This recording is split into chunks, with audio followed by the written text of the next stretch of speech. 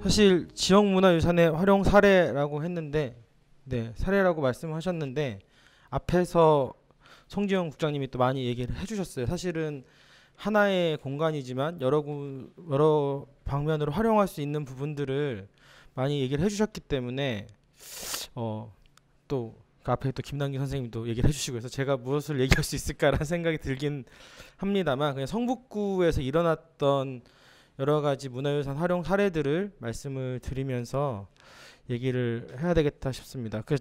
사실 저는 전공이 원래 역사학이고 지금도 역사학 공부를 계속 하고 있고요. 박물관에서 몇 년 일했습니다. 그래서 이제 그때 이제 문화재랑은 인연을 처음 맺었죠. 박물관에서 일을 하면서.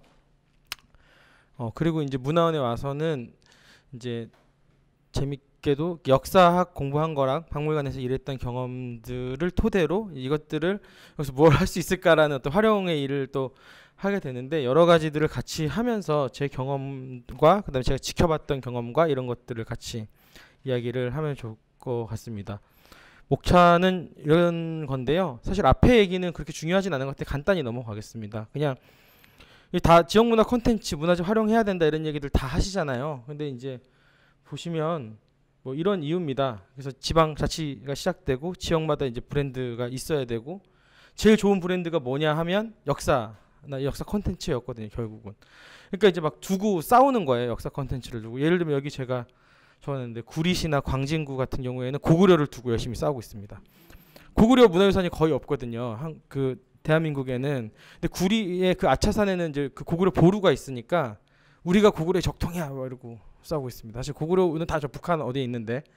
그리고 곡성하고 예산에서는 심청이를 두고 싸우고 있습니다. 심청이가 우리 고장 사람이다 사실 뭐 이러면서.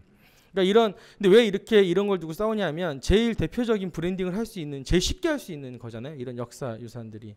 그리고 그렇게 하면 그 지역만의 특성이 되는 거니까 막 이런 얘기들을 하는 것 같습니다. 또 하나는 중소제조업 같은 것들이 이제 제3세계로 가고, 밑에 있지만 국내 관광이 활성화되면서 관광이 하나의 산업이 되니까, 그래서 제가 어디에 사업 신청서를 내려고 가면 항상 거기에서 요청하는 게 지역경제 활성화예요. 제가 그래서 한 번은 서울청 가서 이거는 떨어지겠다라고 생각하고 한번 싸운 게 있는데, 그 5천만 원짜리 사업이었는데 5천만 원짜리 주고 이제 지역경제 활성화 얘기가 돼서 그걸 왜 뺐냐, 저 뺐거든요 아예. 그랬더니 그래서 제가 5천만 원 주고 지역경제를 활성화할 수 있었으면 여러분이 하시죠라고 얘기했었거든요.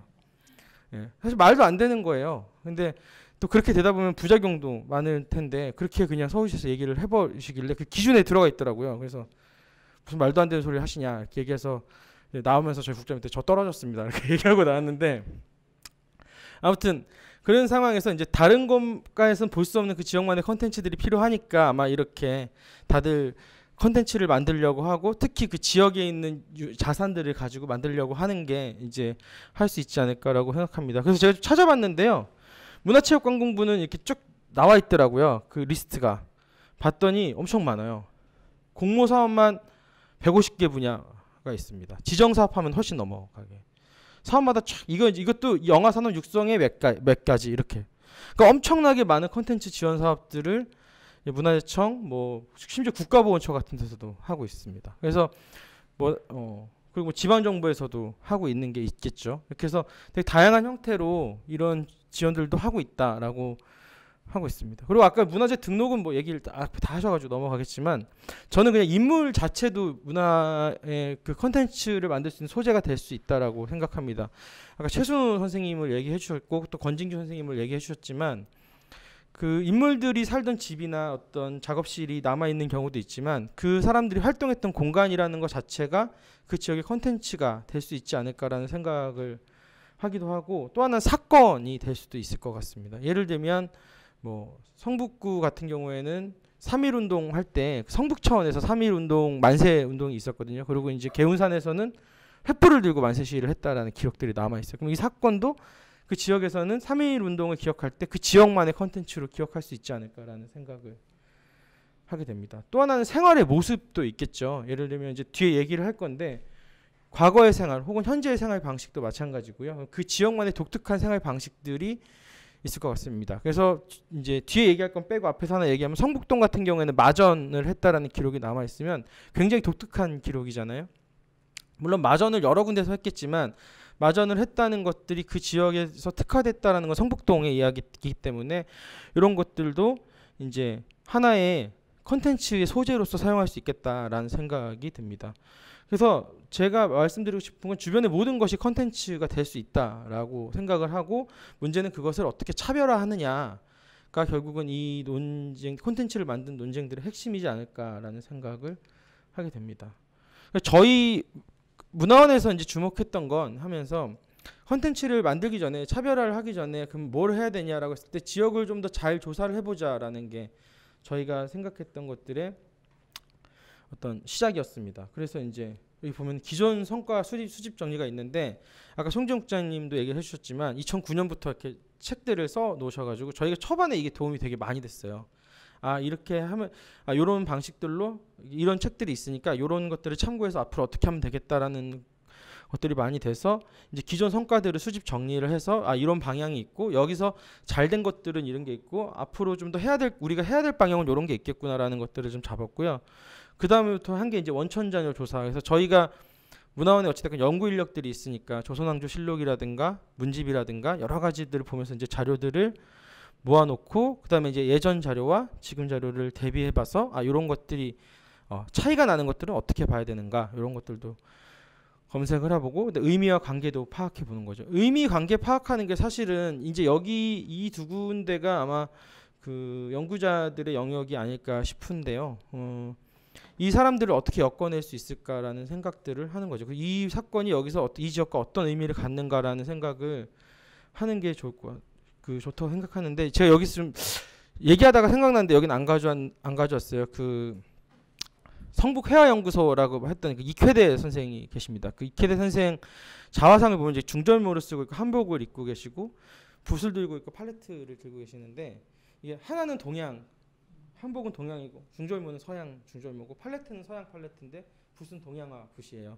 이분 같은 경우에는 그러니까 이게 스스로가 생각하는 자기의 정체성이 아닐까라는 생각을 했었거든요. 그러니까 그 서양적인 것과 한국적인 것들을 같이 자기가 이제 받아들이려고 했던 이런 분들이 있는데 이것들이 저희는 이제 성북문화원에서 예전 2016년도에 조사했던 성북동 자원조사 할 때 이거를 되게 앞에 내세웠던 것 중에 하나가 뭐냐면 이게 성북동에 있었던 많은 문화예술인들의 정체성이 아닐까. 그러니까 모던 소위 말하는 근대 혹은 현대를 지향하면서 우리 전통적인 것도 지키려고 했던 게 아닌가라는 생각을 하는데 이제 그런 의미 것들을 찾아가는 것도 이제 몫이겠죠. 또 하나는 근데 꼭 이게 연구자의 몫이냐 하면 또 그렇지도 않을 것 같습니다. 왜냐하면 이런 것들을 자료를 제공했을 때 주민들이 여기서 연구자들은 모르는 진짜 그 주민들만 아는 어떤 것들을 찾아낼 수 있거든요. 이런 것들이 중요하고 이런 것들이 우리 마을에서는 되게 중요했는데 왜 이런 것들을 안 다뤄주지? 라고 얘기하실 수도 있고 미처 못 봤던 자료들을 요 자료는 조사를 해놨는데 크게 이걸로 크게 뭐라 그러죠? 이렇게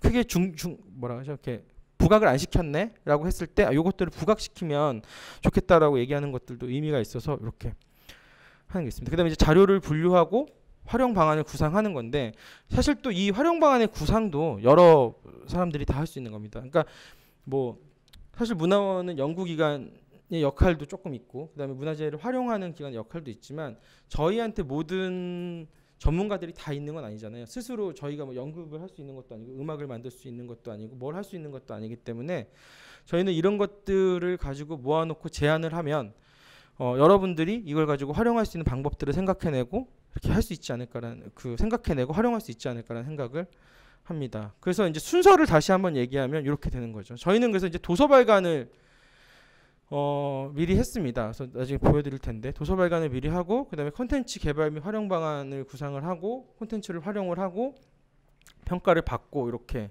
얘기를 하는 거를 중심으로 했습니다. 저희가 이제 또 여러 군데 했던 것 중에 하나가 구술 인터뷰예요. 저희 나중에 아카이브 홈페이지를 소개를 해드릴 텐데 여기 보면 이제 인터뷰들이 나와 있는데요. 이분은 조소왕 선생님이 1950년도 선거에서 전국에서 최다 득표로 성북구에서 국회의원으로 당선이 되셨는데 요 거를 기억을 하시더라고요. 자기네 집이 분소였다고 합니다. 선거사무소에. 그래서 문화원에 사실은 그 스포츠 댄스를 들으시는 수강생이신데 갑자기 저한테 오더니 조소왕 씨 알아요? 그러길래 압니다. 이렇게 했더니 자기가 조소왕 씨 기억이 있다. 그래서 좀 들어보지 않겠냐 해서 이제 바로 인터뷰를 진행을 해서 인터뷰를 들었는데 되게 신기한 게 저희가 알고 있던 역사 기록이랑 부합되는 부분이 많이 있더라고요. 예를 들어서 이게 이제 조소왕 선생이랑 붙었던 선거에서 붙었던 분이 이제 경무국장을 지냈던 그 조병옥 씨인데 경찰이 그래서 그 조소왕 선생 선거운동하는 사람들이 이제 폭행을 당하면 안 도와줬어요. 오히려 경찰서로 도망가려면 경찰서만 막아버리고 그거를 다 본인 스스로 봤다라고 얘기를 하시는 뭐 이런 부분이 있고 이분은 이제 이윤숙 여사 이규찬 선생의 아들이라고 되어 있는데 그 이회영 선생의 손자입니다. 얘기해 보면 이제 이분도 정릉에 사셔가지고 저희가 이제 가서 인터뷰도 하고 근데 이제 이윤숙 여사 같은 경우에는 저희가 처음 인터뷰할 때는 그 독립운동가로 인정을 안 받으시다가 최근에 독립운동가로 인정을 받으셔서 훈장을 받으셨어요. 국가에서 여성 독립운동가로서. 이규창 선생은 이윤숙 여사의 아들로서 이제 아버지 따라서 독립운동을 하셔다가 이제 했는데 뭐 이분들이 이제 다 정릉에 사셨던 분들이고 또 미아리 전투를 목격하신 분도 있습니다. 그분 얘기도 들으면 되게 재밌어요. 근데 이것들을 정릉 같은 경우에는 능참봉의 아드님, 정릉 능참봉의 아드님이 계시고 뭐 시장 상인이나 미용사 여러분들의 인터뷰를 진행하는데 사실은 이 앞에 요까지는 보시면 다들 이제 뭐 역사적 사건이나 이런 것들에 대해서 저희가 인터뷰를 한 거지만 마지막 두 사례들은 지금 생활 모습들 혹은 약간 과거의 생활 모습들에 대한 이야기들을 담았습니다. 근데 이것도 금방금방 사라지는 게 지금 시장들이 다 사라지고 있잖아요. 장의시장도 지금 많이 사라졌고요. 예. 그러니까 이렇게 시장들이 사라지면서 시장의 이야기들이 하나 사라지는데 뭐 개발이 어쩔 수 없는 거라고 하면 그 이야기나 흔적이라도 남겨놔야 되지 않을까라는 생각을 해서 자료를 했고 그게 나중에 어떤 식으로라도 콘텐츠로 남는다면 뭐 이런 사진이나 영상이나 이렇게도 남겠지만 다른 콘텐츠로 구성돼서 남는다고 하면 그것도 그 후세에 또 다른 방식으로 기억될 수 있지 않을까 생각을 합니다. 저희가 냈던 책자들인데 뭐 학술회의도 하고 책도 막 냈어요. 여기는 이거는 석관동하고 정릉동이고요. 미아리곡에 성북동, 보문동, 안암동, 장이동, 석관동 이렇게 한양도성. 요거는 이제 인터뷰 자료집으로 낸 거였고요. 요것도 인터뷰 자료집입니다. 이거는 그냥 문화재와 관련된 사람들의 인터뷰 자료집이라면 요거는 이제 독립운동가 후손들 성북구랑 인터뷰 자료들을 내서 이렇게 얘기들을 했습니다. 뭐 그다음에 이제 쭉 보시면 될 것 같고요.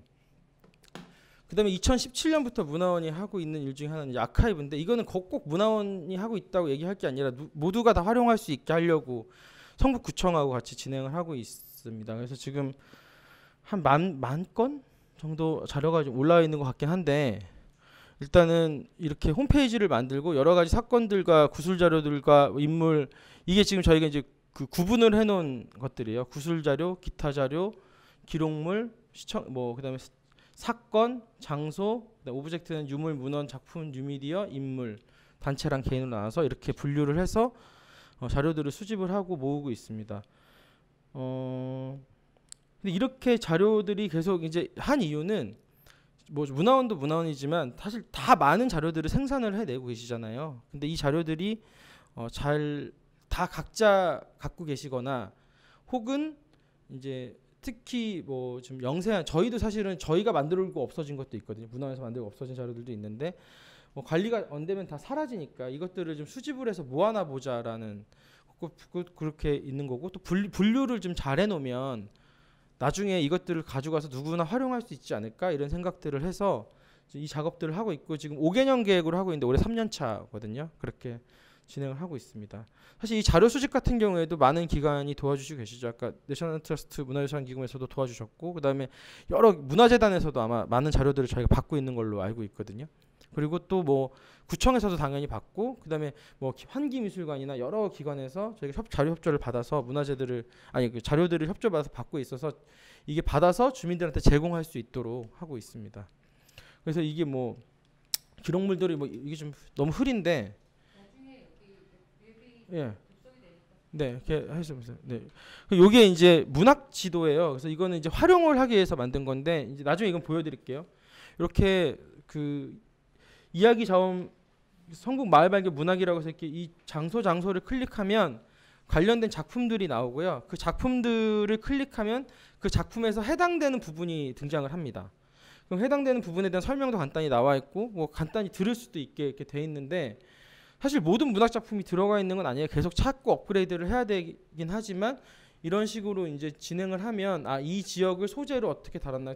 박완서 선생의 작품도 있고요. 이태준 선생의 작품도 있고 뭐 다양한 사람들의 작품들이 최순 선생님의 작품도 있을 거고요. 당연히 여러 사람들의 작품들이 여기 들어가 있고 이것들을 활용할 수 있게 하고 올해는 이 작업을 이제 독립운동으로 지금 작업을 하고 있습니다. 지도나 연표를 통해서 성북구의 독립운동 하시는 분들을 볼 수 있게 만들어 보자라고 해서 이런 작업들을 진행하고 있는데 저희가 이 작업들을 하고 있는 건 뭐 이것들을 제공을 하기 위해서 하는 거거든요. 그러니까 이것들을 그러니까 이런 작업들이 전제돼야 잘 맞는 컨텐츠들이 나올 수 있지 않을까라는 생각이 들어서 이런 아카이브 작업들을 하고 있는 거고 그래서 여기에 제일 문화원 인력의 한 3분의 1 이상이 여기 이것만 하고 있으니까요. 사실은 제일 중점적으로 지금 진행하고 있는 사업이기도 합니다.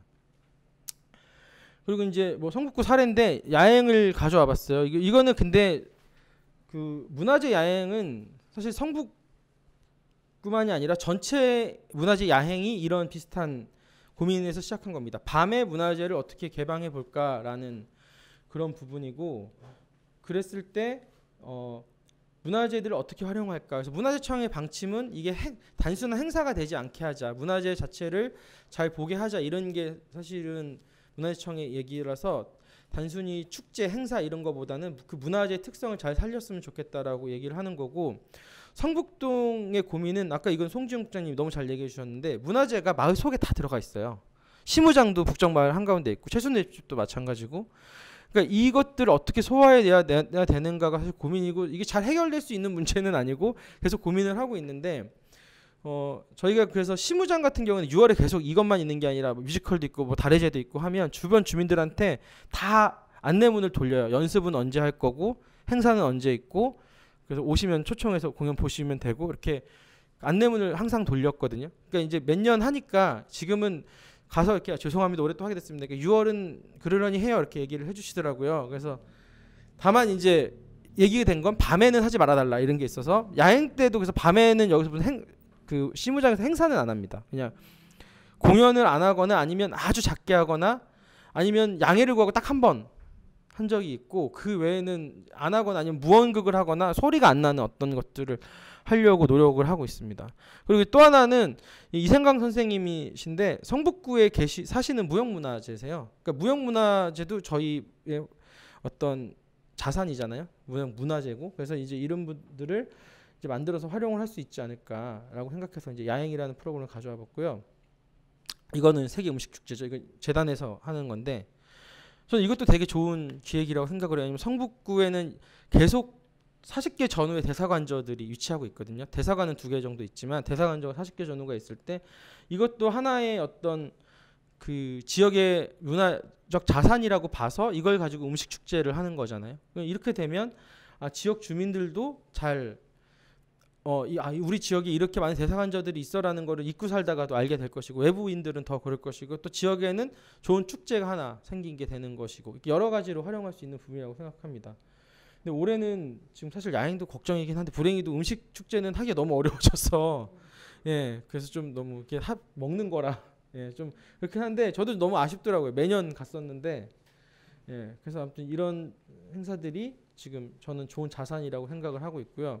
이거 이제 시무인데 꼭 뮤지컬 이것도 사실은 힌트를 받은 게 있어요. 예전에 2013년인가요? 제가 처음 문화원 왔는데 시무장에서 햄릿 공연을 했었습니다. 근데 저는 사실 아무것도 아닌데 그때 무슨 생각을 했냐면 그 문화재가 그냥 무대가 될 수 있겠구나 하는 생각을 했어요. 그냥 그때까지는 그냥 문화재는 문화재구나. 저도 그때 2013년에 문화원에서 일을 하기 시작해서 그 전까지는 전형적인 역사만 공부한 사람이라 지금 약간 딱 막혀 있다가 이게 공연장이 되겠네라고 생각을 하니까 여기는 에피소드로 뮤지컬을 만들어 보자라고 해서 만든 게 이제 시무거든요.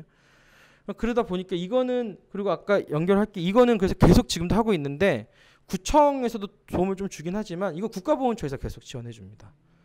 그러니까 보훈처가 계속 이 사업을 지원해 주니까 이런 사실은 우리가 생각보다 지원받을 수 있는 기관이 되게 많더라는 거죠. 그래서 왜냐면 이거는 한용운이라는 어떤 독립운동가의 이야기니까 국가보훈처에서도 충분히 할 만하다고 생각을 한 거예요. 그러니까 이제 하는 거고 뭐 예전에 저희가 그 나운규 100주년 그 영화제 비슷한 것도 재단의 도움을 받아서 했었는데 그때도 이제 나운규 100주년이라고 하니까 이게 또 보훈처가 매년 하는 건 잘 안 해주려고 하는데 100주년 이런 것도 다 챙겨줍니다.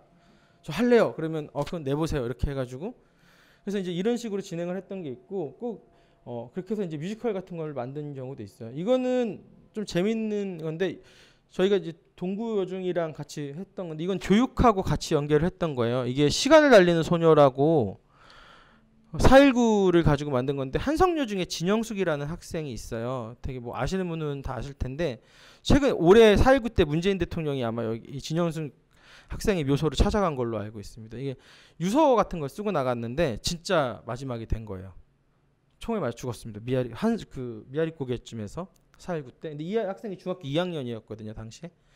그래서 이제 이 이야기를 가지고 학생들한테 저희가 교육을 하고 그 다음에 이제 그 뮤지컬을 만드는 전국 극단이 붙어서 같이 학생들하고 이야기를 만들어 간 게 이 뮤지컬이었는데 1시간 반짜리 공연이에요. 심지어 이게 굉장히 긴 공연인데 학생들도 잘 하더라고요. 근데 제가 이거를 가져오고 온 건 그런 어떤 역사적 컨텐츠가 교육도 되고 학생들을 통해서 이런 어떤 새로운 것들로 마련이 되고 제가 이거를 학생들하고 진행하면서 느낀 건 이 학생들은 4.19를 잊어버리진 않겠다라는 생각을 했거든요. 그리고 이제 너무 공연이 힘들어서 연습하는 게 되게 힘들었는데 끝나면 다 울어요. 엉엉 울어요 막. 내가 이걸 했다고 막 이러면서. 근데 저는 이제 그 우는 걸 보면서 이제 얘네가 4.19를 잊어버리진 않겠구나 생각을 했는데 이런 식으로 이제 교육에도 활용할 수 있겠다라는 생각을 해본 겁니다. 이것도 뭐 미아리고개 가지고 만든 거였는데 뭐 미아리고개 얘기를 가져왔는데 이건 넘어가겠습니다. 그리고 이제 이거는 이제 아르코랑 기업 후원을 받아가지고 작년 했던 건데 성북구의 여성 독립운동가라고 제일 유명하신 꽤 유명할 만한 사람들이 3분 정도나 계세요. 정정화, 이윤 아까 얘기했던 이윤숙, 그 다음에 그 조하벽이라고 유관순 올케 정도 되시는 분이죠. 유관순 오빠의 부인인데 이 3분이 다 스스로가 독립운동가세요. 근데 다 약간 묻혀있던 분들이세요. 왜냐면 이윤숙 여사는 이혜영의 부인으로만 알려졌고 조하병 여사는 그렇게 이분은 양양의 독립운동의 어떤 그 기폭제가 된 분이신데도 자기 며느리도 나중에 몰랐대요. 근데 나중에 이제 어떤 교수님이 찾아와서 얘기를 했더니 어머님 왜 저한테 이런 얘기 안 하셨어요? 그랬더니 니네 집안이 어떤 집안인데 내가 독립운동 했다고 얘기를 하겠니?라고 얘기했다 그러더라고요. 그러니까 이제 그래서 이제 알려진 거고 정정화 같은 분은 그 임시정부의 안주인이라고 할 정도로 임시정부를 처음부터 끝까지 지키셨던 분이고 이제 말년을 그 도남동에서 보내셨는데 이런 이야기들이 잘 안 알려져 있어요. 근데 이분 아드님이 지금 살아계시거든요. 김자동 선생이라고 지금 임시정부 기념사업회 회장님이신데 28년생이세요. 그래서 이분은 어렸을 때 그 윤봉길 의사한테 초콜릿도 받았다고 예, 이제 그 얘기를 해주시더라고요. 윤봉길 의사한테. 근데 잘 안 알려져 있으니까 이런 분들이 그래서 이런 걸 통해서 좀 알릴 수 있지 않을까라는 생각을 해본 건데 어찌됐건 제가 이 얘기를 드리는 건 자원 조사나 이런 것들을 통해서 우리 지역에 이런 분들이 있고 이런 분들이나 이 이야기 콘텐츠들을 충분히 활용할 수 있겠다는 생각이 들었기 때문입니다. 이렇게 한국 뭐 이육사도 마찬가지고요. 뭐 강연도 하고 뭐 이런 얘기들을 하고 있습니다. 뭐 제일 쉬운 건데 뭐 학생들하고도 뭐 이것저것 진행도 해보고. 그리고 또 하나는 이것도 최근에 재단에서 그 천장산에서 했던 거 있잖아요. 근데 저희가 2013년부터 사실은 조사만 계속하고 있는 게 하나가 이제 그 동신제 마을 제사예요. 근데 마을 제사가 생각해보면 한 70, 저희가 조사 확실하진 않아요. 이 하시는 분들도 기억을 지금 가물가물하신데 오래된 데가 한 80년 정도 됐고 뭐 100년 이상 된 데는 없는 것 같아요. 그리고 한 5, 60년 된 데도 있고 더 짧은 데도 있는데 잘 보면 이 지역에 이런 마을들이 형성되면서 이런 제사를 지냈던 거예요. 그래서 얘기를 들어보면 이게 일종의 마을 공동체의 단합행위였던 거죠. 이 제사가 우리 마을 잘 살게. 그래서 이게 동단위도 아니고 같은 동에서도 여러 군데서 이루어지기도 해요. 윗마을, 아랫마을 이렇게 이루어지기도 하는데 근데 그래서 어떤 분들은 어떻게 얘기하셨냐면 정릉 상동에 배박골 그 갔을 때 얘기는 꼭 이 형태가 아니라도 좋으니까 마을 사람들이 모여서 이런 좋은 행동, 그런 어떤 단합하는 행동들을 했으면 좋겠다, 이런 얘기들을 좀 하시더라고요. 근데 이번에 그 천장산 요것을 했을 때 요새 뭐 코로나 이런 한계가 있긴 했지만 그런 취지를 잘 살려서 현대적으로 재해석을 할 수 있지 않을까라는 생각을 해봤어요. 그 했다는 걸 보면서. 그러니까 본래 취지가 마을 공동체를 확인하고 하는 거였다면 이런 것들이 예전부터 오던 것들이 있고 이런 것들을 어떻게 다시 활용하느냐라는 것도 생각해 볼 수 있는 여지가 있다라고 생각합니다. 그리고 그런 의미에서 성북구는 모든 것들을 다 할 수는 없잖아요. 근데 제일 잘 활용하고 있는 지역구 가운데 하나가 아닐까라는 생각을 하긴 해요. 왜냐면 이렇게 다 뭐든 하나씩은 다 이렇게 가지고 와서 해보잖아요. 그러니까 이거는 저는 성북구가 가지고 있는 어떤 힘이 아닐까라는 생각을 해봅니다. 또 하나는 이제 마을 축제들이 있어요. 저희 막 되게 많이 하잖아요. 장이동 구마축제도 있고, 종암동은 이제 원래 그 북바위 축제였는데 이육사 선생님이 이제 나오면서 청포도 북바위 축제로 바뀌었어요. 그리고 정릉은 버들리 축제고 삼선동은 선녀 축제인데, 제가 이제 요거 두 개를 가져온 게 이제 여기 장이동이라서 가져온 건데요. 예. 덕원공주 이제 부마 축제를 하는데, 덕원공주는 사실 여기 사시지는 않았잖아요. 다 아시죠? 사시지는 않았고, 근데 무덤이 여기 근처에 있었다는 게 최근에 지도로 좀 보니까 나오더라고요. 어디쯤도 대충 알 것 같아요. 그래서 조금 더 자세하면 덕원공주 무덤이 어딘지 이제 나올 수 있을 것 같은데, 소리 소문 없이 사라졌죠. 덕원공주 무덤은 조선시대 마지막 공주신데, 근데 부마의 삶, 뭐 윤희선이나 윤용구나 이런 분들의 삶을 되짚어 보는 것도 좋고, 꼭 결혼식을 한다기보다 덕원공주가 이 한글서에 굉장히 능하신 분이었어요. 그래서 이게 작품이 많이 남아 있습니다. 덕원공주 작품이 어린 나이에 돌아가셨음에도 불구하고 이런 것들을 어떻게 활용해 보면 멋지지 않을까라는 생각을 한번 해봤어요, 개인적으로. 그러니까 진짜 남아있는 자료들이 많으니까요. 그리고 덕원공주 같은 경우에는 또 이렇게 옷 같은 것도 다 남아 있습니다. 결혼식 때 사용했던 옷들이 다 남아서 지금 이제 박물관에 이게 있거든요.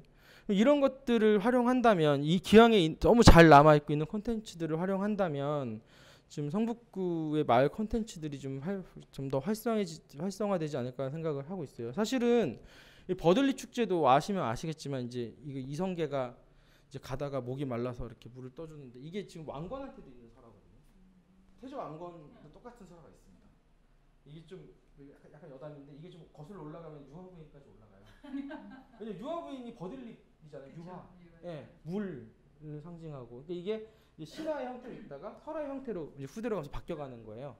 뭐 그렇긴 한데 사실 버들리는 여기랑 아무 상관이 없잖아요. 정릉이랑은 돌아가셔서 묻힌 곳이고. 그러니까 근데 그런 어떤 그 역사적 이 지역만의 것들을 가지고 더 잘할 수 있지 않을까 생각이 들어요. 저는 정릉도 되게 재밌는 지역을 생각하는 게, 동 이름은 정릉동인데 누구도 정릉동 산다고 안 해요. 정릉 산다고 하지. 다 무덤 산다고 얘기하시잖아요. 네, 정릉 산다고 하시지. 그러니까 그 정릉이 가지고 있는 그 지역의 이미지가 뭔가, 이런 것들 생각해 보면 재밌을 것 같다는 생각도 합니다. 그래서 제가 이제 결론적으로 말씀드리고 싶은 얘기는 그 지역 문화 콘텐츠 활용에 대해서 이제 하고 있는데, 성북구는 아까도 말씀드렸듯이 굉장히 잘 하고 있고, 다만 조금 더 이제 좀 우리가 정말 잘할 수 있는 게 뭔가를 좀 더 잘 생각해보고, 그 다음에 그도 문화재단도 있고 문화원도 있고 내셔널 트러스트도 있고 되게 또 지역에서 활동하는 좋은 어떤 기관들이 많이 있어요. 그러니까 요 기관들을 조금 더 주민들이 또 가서 도와달라 그러면 안 도와주실 기관들은 아니라고 생각하거든요. 저희도 그렇고 주민들 때문에 있는 기관이고 이렇게 있으니까. 그래서 이런 주민들이 이런 기관들을 잘 활용하셔서 또 본인들 나름대로의 콘텐츠들을 기획하시고, 또 그 각 기관마다 다들 전문가들이 다 계시는 걸로 알고 있거든요. 문화기획이든 역사든 뭐 여러 가지 활용이든 박물관이든 이런 기획하시는 분들이 다 있기 때문에 여러분들이 하기 어려운 것들은 또 이런 기관들의 도움을 요청하시면 또 충분히 좋은 이야기들이 콘텐츠들이 만들어지지 않을까 생각을 합니다. 이상으로 발표 마치겠습니다.